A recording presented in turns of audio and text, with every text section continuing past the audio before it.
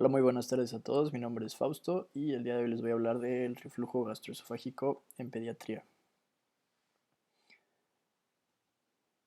Bueno, para comenzar tenemos que definir lo que es reflujo gastroesofágico, que se puede definir como el paso retrógrado sin esfuerzo del contenido gástrico a la boca.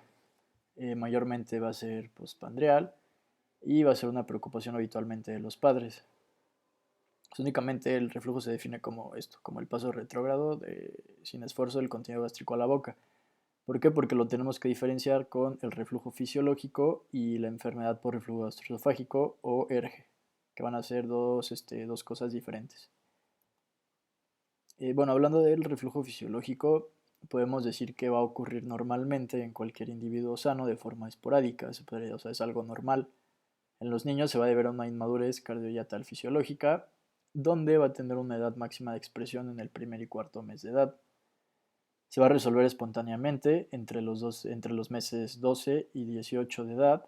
Va a ser asintomático y puede ocurrir varias veces al día, ocurriendo menor a 3 minutos. Bueno, con episodios menor a 3 minutos. Es importante decir que el 75% de los lactantes lo va a presentar a los 4 meses y un 15% hasta los 7 meses. Como vemos, va disminuyendo este porcentaje porque, pues, evidentemente, conforme va creciendo el niño, pues se le va a tener que quitar este reflujo fisiológico.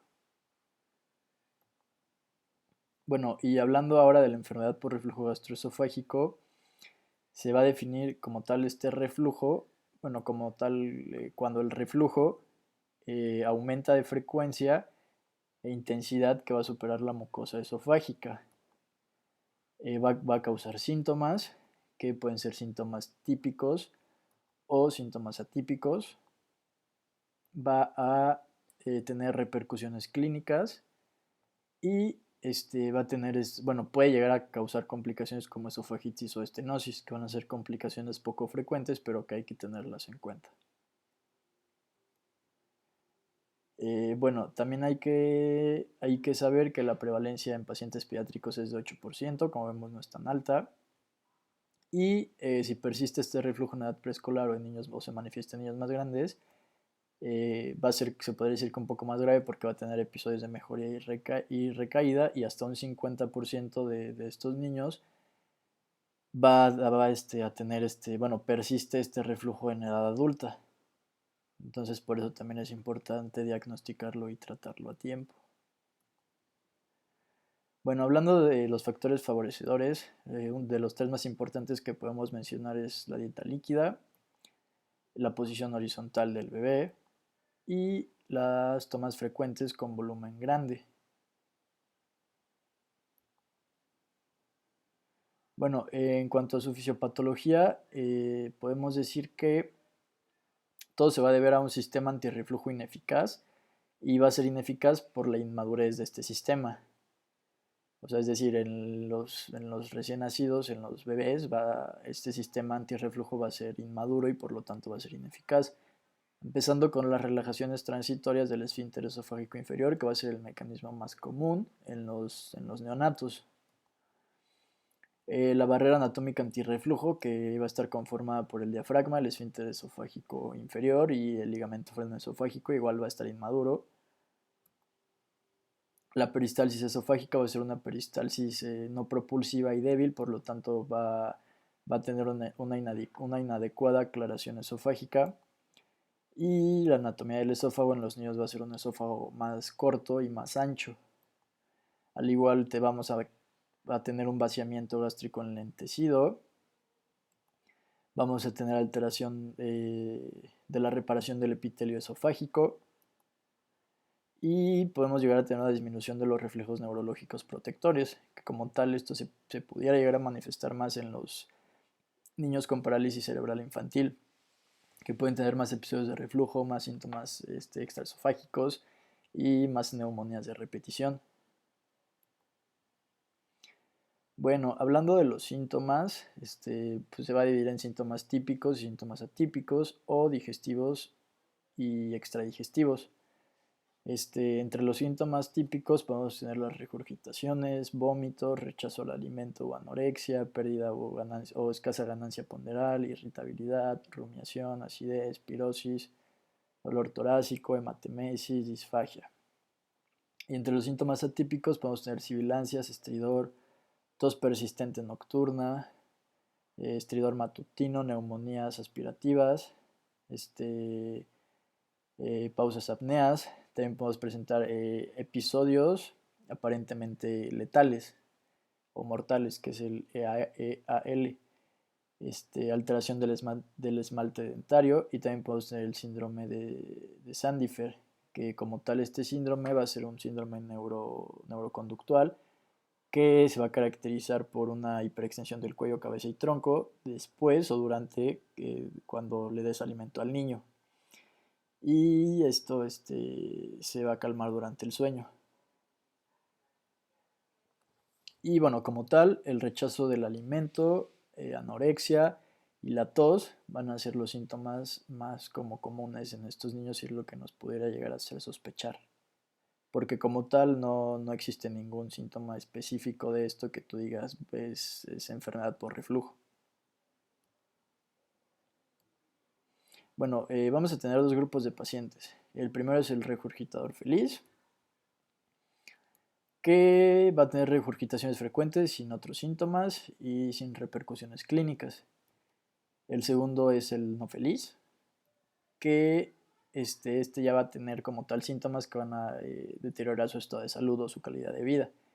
Y es importante mencionar que en el reflujo fisiológico, bueno, perdón, que ningún síntoma es diagnóstico o predictor de la respuesta al tratamiento, ya que todos los síntomas, por así decirlo, son inespecíficos y en la mayoría de los casos pues se van a requerir pruebas complementarias para hacer el diagnóstico como tal de ERGE.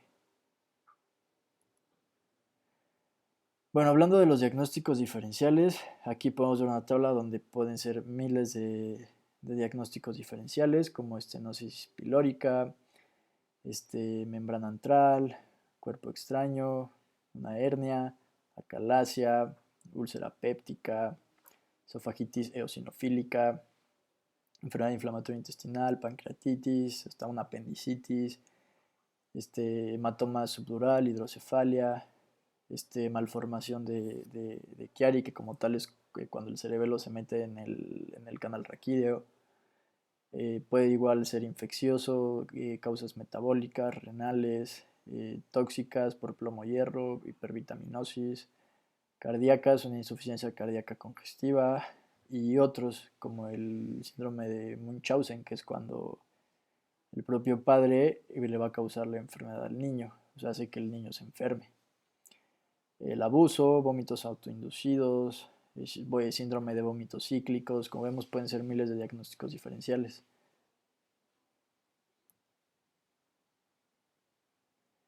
Bueno, y también va a haber signos de alarma, los cuales van a ser vómitos biliosos o proyectivos, sangrado digestivo, vómito de inicio mayor a 6 meses, escasa ganancia ponderal, diarrea, estreñimiento, letargia, fiebre, patoesplenomegalia, fontanela bombada, microcefalia, crisis, distensión abdominal. Estos hay que tenerlo en cuenta porque van a variar como tal para hacer el diagnóstico, la prueba diagnóstica que le tienes que hacer.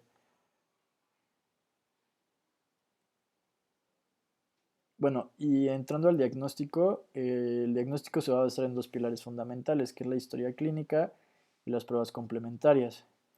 Es importante decir que en el reflujo fisiológico no hay necesidad de hacer pruebas diagnósticas complementarias, únicamente se tiene que tranquilizar a los padres, decirles mantener en vigilancia y si se pueden llegar a hacer recomendaciones dietéticas y posturales. Hablando de una enfermedad por reflujo gastroesofágico con síntomas típicos o atípicos, sí va a estar indicado el uso de pruebas complementarias. Y hablando como tal ya de los signos de alarma, que son los que vimos, también va a estar indicado el uso de pruebas complementarias, valorando más aún los diagnósticos diferenciales. Bueno, en cuanto a las pruebas complementarias, primero tenemos a la serie esófago gastroduodenal, que va a ser el tránsito digestivo superior con papilla de bario. Bueno, como tal, esto va a tener escaso rendimiento diagnóstico y su uso de rutina no va a estar justificado, ya que va a ser útil para descartar anomalías anatómicas. como por ejemplo membranas, anillos, acalasia, fístulas traqueoesofágicas, malrotación, estenosis hipertrófica del píloro, hernia yatal.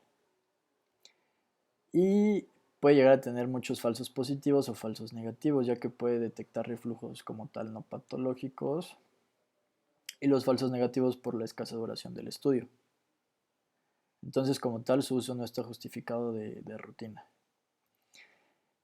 Pasando a la ecografía, podemos decir lo mismo, que tiene escaso rendimiento diagnóstico y su uso no está justificado de rutina.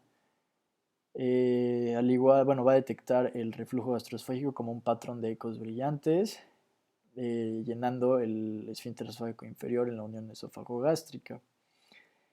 Y al igual que la radiografía, puede descartar la estenosis hipertrófica del píloro, alguna membrana y las hernias, bueno, hernia yatal. Y no nos da otros datos anatómicos más que los que ya mencionamos, no cuantifica el reflujo ni el tiempo. Entonces, como tal, no está justificado su uso de rutina. La gammagrafía va a ser útil para reflujos postpandriales, anomalías motoras esofágicas, volumen refluido, velocidad del vaciamiento esofágico y broncoaspiración por reflujo. Aunque como tal, bueno, va a haber ausencias de normas específicas para la edad y va a tener una incapacidad para detectar estos reflujos fuera del periodo postpandrial. Entonces, por lo tanto, su uso tampoco está como tal indicado de rutina en la enfermedad por reflujo gastroesofágico, ya es más criterio del médico.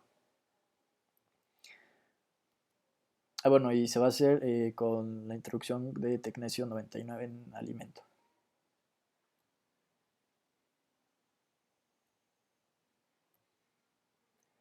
Bueno, y pasamos a uno de los estudios más importantes, que es la pHmetría esofágica.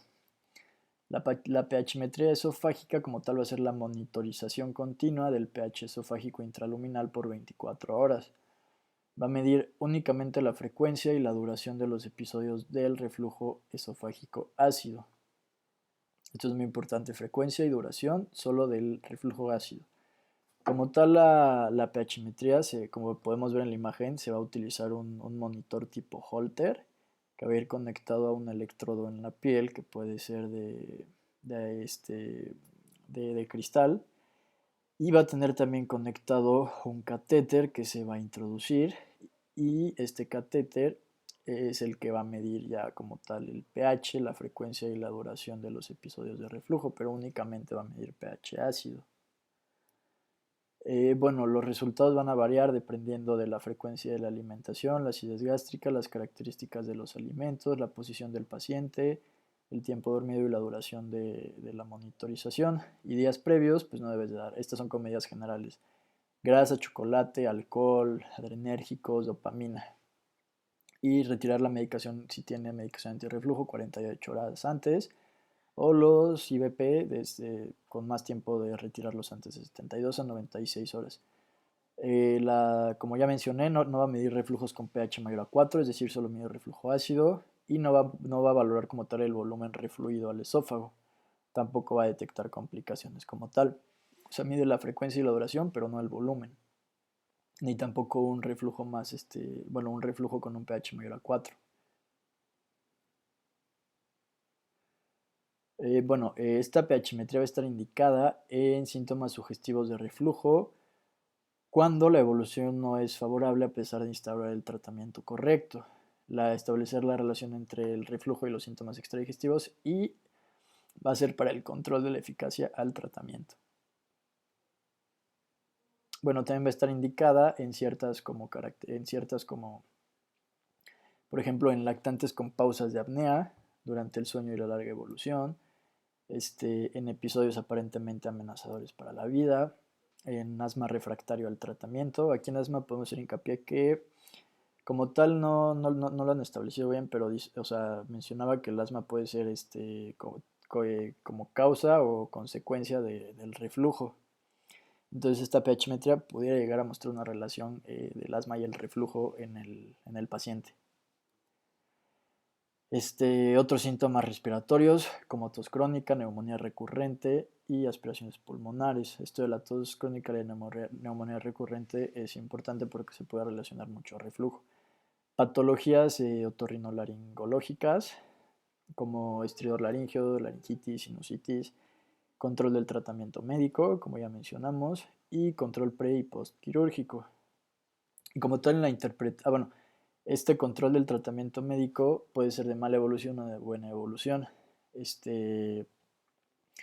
Se tiene que hacer esta pHimetría si vemos una mala evolución, se tiene que hacer después de 4 a 8 semanas de tratamiento, y si vemos una buena evolución, niños menores de 2 años se hace a los 6 a 12 meses de tratamiento, y en niños mayores de 2 años entre 12 y 24 meses después de dar el tratamiento.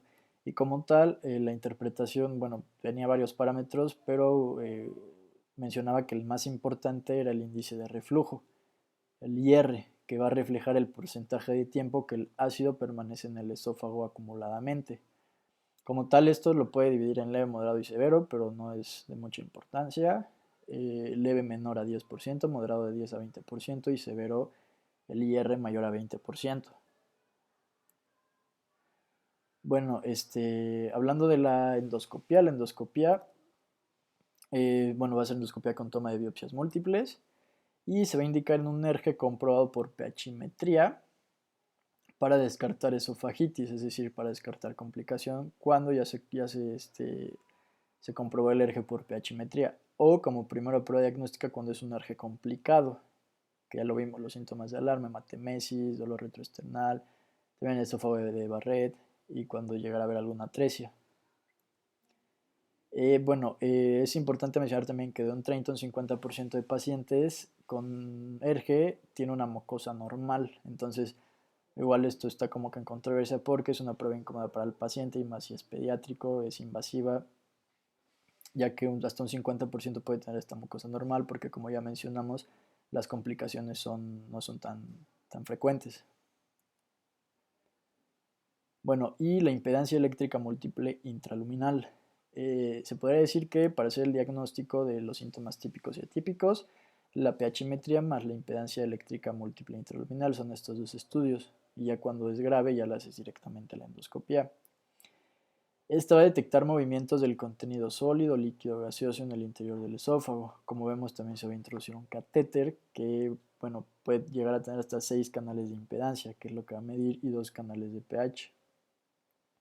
La ventaja de esta es que es independientemente del pH, a comparación de la pHimetría, esta puede medir pH ácido o alcalino.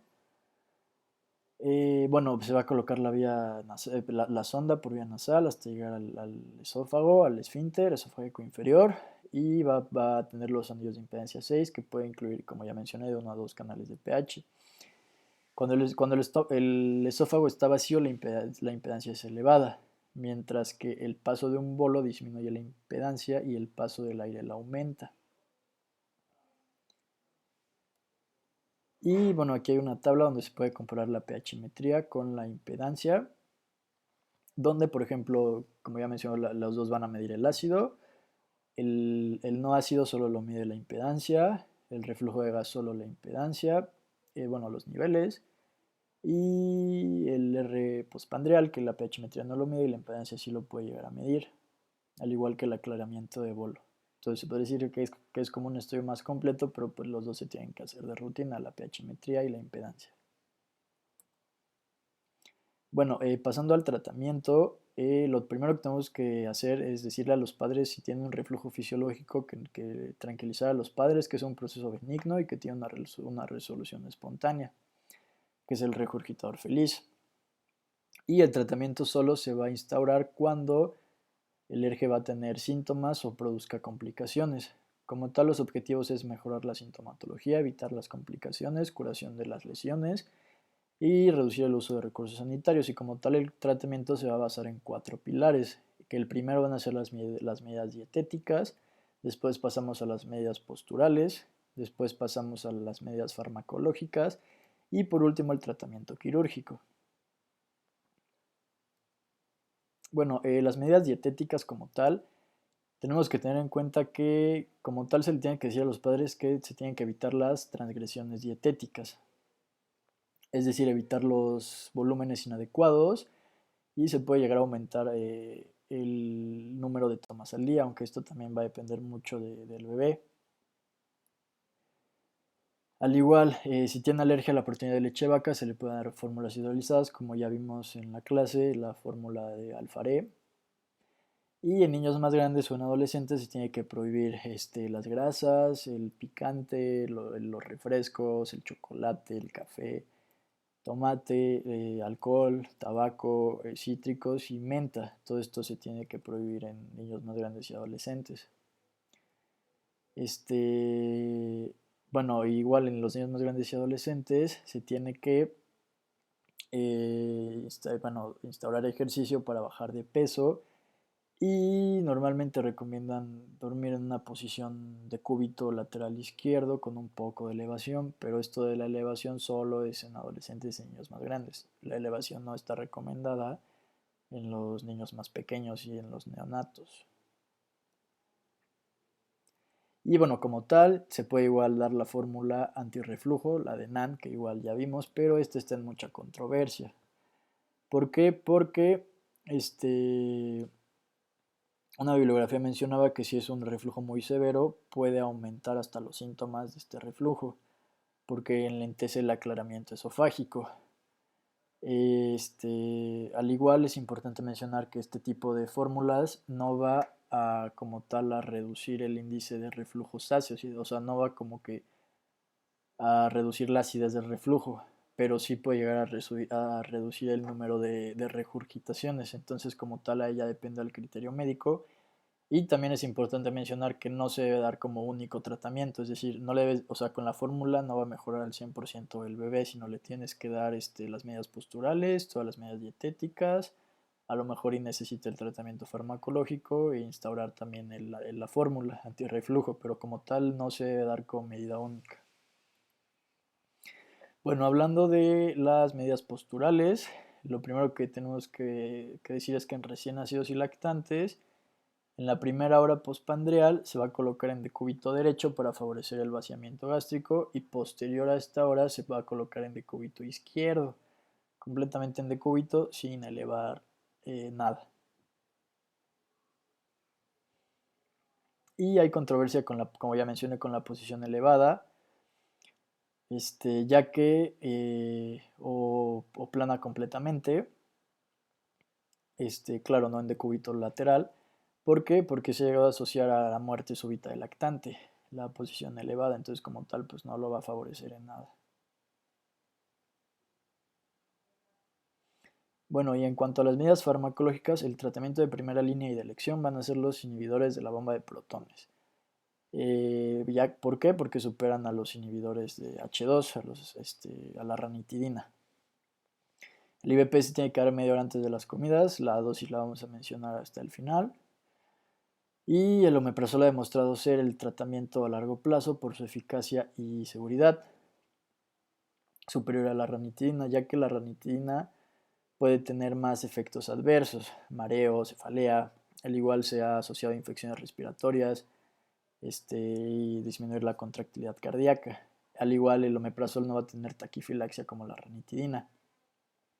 Bueno, en pediatría tiene menos experiencia medicamentos como el pantoprazol o el rabeprazol, que el único que se ha probado en mayores de un año es el esomeprazol. O sea, entonces, por lo tanto, el tratamiento de elección sería el omeprazol. Y como tal, las otras medidas farmacológicas, como los procinéticos, solo se tienen que usar como medida de segunda línea, porque su uso no está justificado de rutina por los mismos efectos adversos. Entonces, se va a usar cuando es refractario al tratamiento con inhibidor de bomba de protones. Los antiácidos, como el hidróxido de aluminio y magnesio, se han visto que pueden llegar a ser efectivos en niños de 2 a 42 meses. Pero esto no se puede usar por periodos largos porque pueden provocar osteopenia, anemia microcítica. Entonces, por lo tanto, igual tampoco están como tal indicados en el tratamiento, como menciona este cuadro que dice que actualmente no está justificado el uso rutinario de fármacos como metoclopramida, eritromicina, betanecol, domperidona, que van a ser los procinéticos, u otros tratamientos como los antiácidos, sucralfato. ¿Por qué? Porque van a haber alternativas mejores como el omeprazol.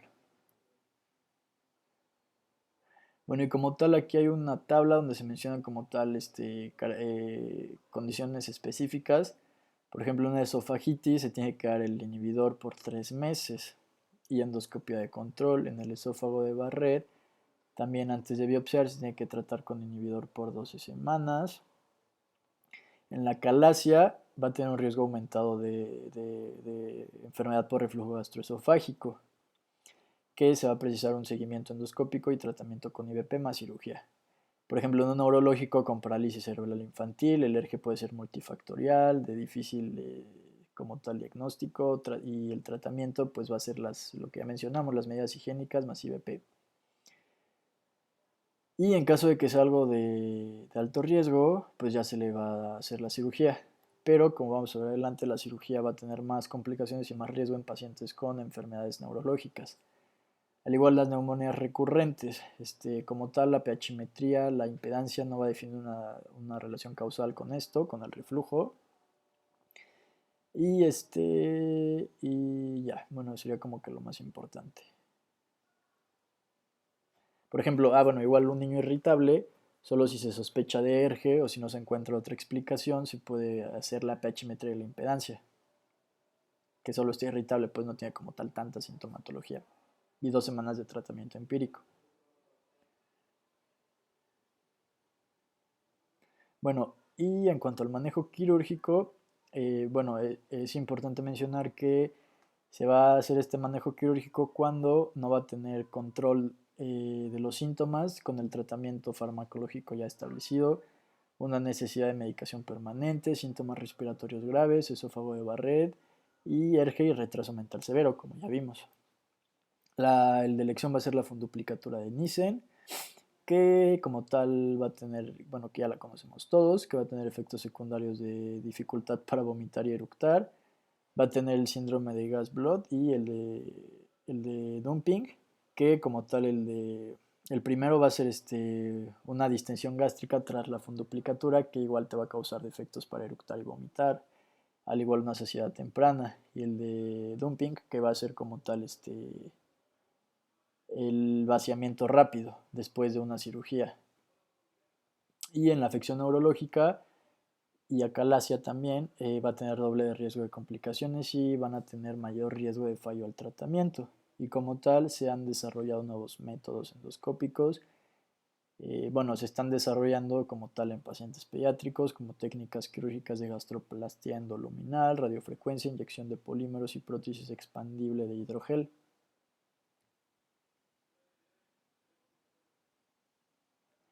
Y bueno, este es un como algoritmo que va a resumir todo lo que ya vimos.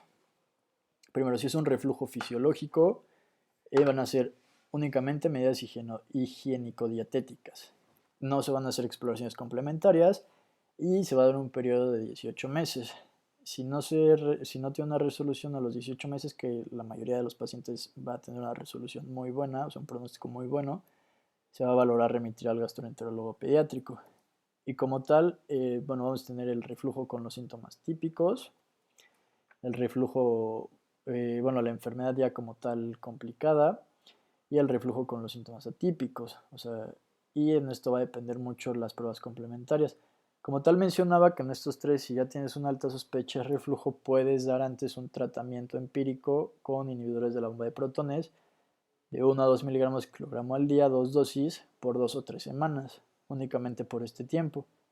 Y en dado caso que el paciente no llegara a mejorar, ya se requerirían como tal los estudios complementarios, que por ejemplo en el típico es la pHimetría más impedancia, en el complicado es directamente la endoscopia, como ya lo mencionamos, y en el atípico es igual a impedancia, pHimetría, y aquí se puede ya valorar como tal la endoscopia.